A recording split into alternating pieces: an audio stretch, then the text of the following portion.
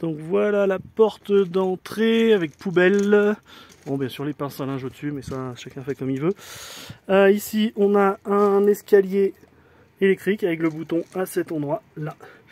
Voilà, un escalier électrique simple, très efficace, qui nous suit depuis longtemps. Voilà.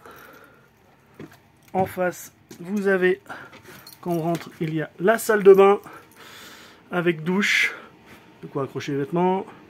La machine à laver au-dessus des WC. Bon, bah là, il y a un aspirateur. Voilà, on enlève ceci pour avoir la douche en dessous. Voilà. Vers l'avant, vous avez la chambre enfant. Voilà, bon, nous, il y a des souvenirs de notre petite, mais avec deux hublots qui font 25 cm de large, ce qui évite toute pénétration d'intrus, parce que on est à 1,80 de hauteur, alors que toutes les autres fenêtres sont à plus de 2,50 m. Ici, dans l'entrée, vous avez le coffre électrique avec, hop, bon, moi je mets mes visseuses en bas, mon chargeur sur le côté, mais c'est surtout ça qui est intéressant. On est 100% Victron. Voilà. Un transfo 2000 watts et je sais plus, un peu moins de 600 watts de batterie, si je ne m'abuse. Voilà, il y a la connexion pour le switch pour le solaire, pour les batteries. Voilà. Donc on continue. Donc là, ici, vous avez des rangements.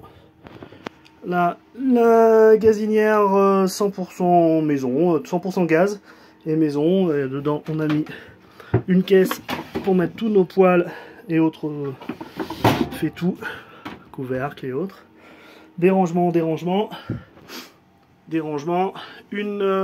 Ici, on a un groupe aspirant, 600 m3 qui crache directement dehors. Les supports à épices, des rangements partout. Ici vous avez une dinette, les banquettes font 1,60 m par une largeur de 2,20 m d'une fenêtre à l'autre, d'un côté à l'autre, ce qui fait un lit d'1,60 m par 2,20 m. Si on pose la table sur les petits taquets qui se trouvent ici, voilà, et des ventilos, on a un ventilateur à chaque angle, lanterneau, la soda stream, mais ça chacun fait comme il veut, deux robinets. Un robinet eau potabilisé, mais un robinet vraiment potable. Donc le système, il est, on repasse sous les banquettes, il est ici, sous les banquettes. Le système, il est avec pompe ici, pré-filtre.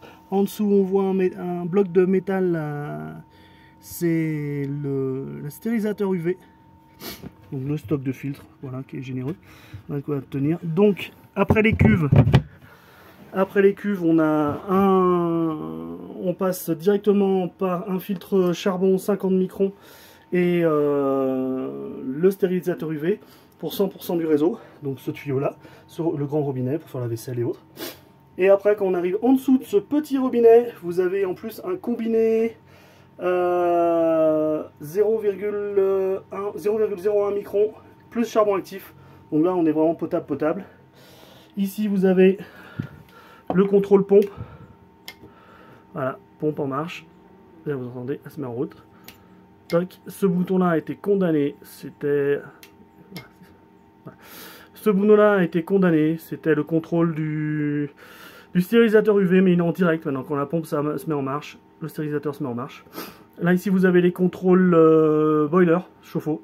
Donc là c'est côté gaz, on allume au gaz. Bon là ça fonctionne pas, on est à plus de 2500 mètres, il y a une sécurité, le gaz ne fonctionne plus, c'est normal.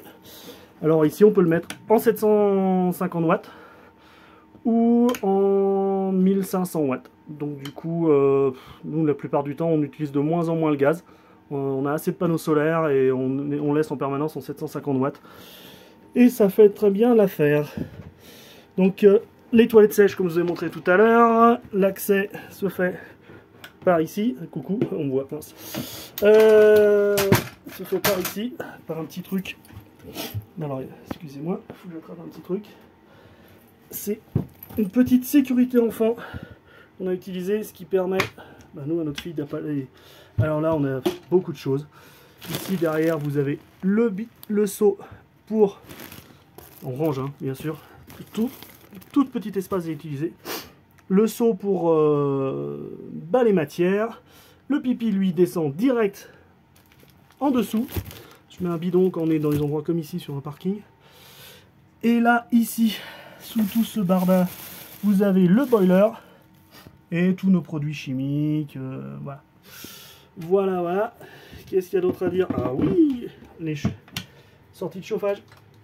Une pour la pièce à vivre, une qui est orientable pour la chambre enfant, et une troisième dans les WC. Et ce n'est pas un luxe, car l'avantage, et ça c'est génial, nous avons ici de quoi suspendre le linge. Voilà. Et hop, une fois qu'on a suspendu le linge, vous entendez, vous avez la VMC qui aspire, le chauffage, la bouche de chauffage allumée.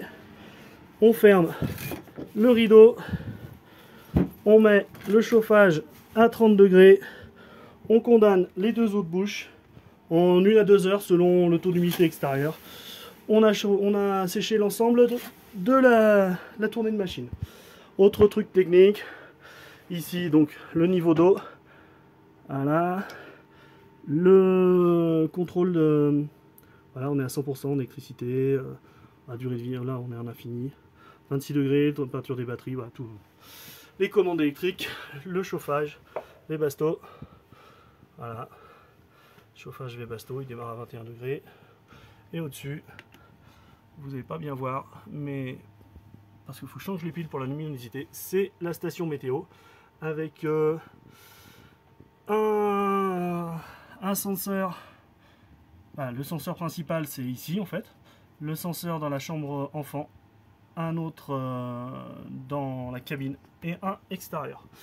Comme ça on a toujours les ventilos. De chaque côté il y a une table de nuit, chacune avec une lampe tactile et une prise USB. Lampe tactile même type que celle-ci, voilà, on l'allume, on peut augmenter le débit, voilà, l'éteindre, voilà, des rangements. Voilà tout ce qu'il y a sur technique. Le chauffage se trouve ici. Faut enlever la petite barre pour accéder vraiment au chauffage en lui-même. Faut enlever la petite barre ici et replier le lino et vous avez une trappe d'accès. C'est très facile. De ce côté-ci, toute cette partie-là, c'est 400 litres d'eau qui sont en train de se remplir. 400 litres d'eau. Et le frigo de chez Intel B, c'est un 130 Cruiser 130 litres, 70 litres. Voilà. En technique, on a fait le tour. Voilà, si vous avez des questions, n'hésitez pas.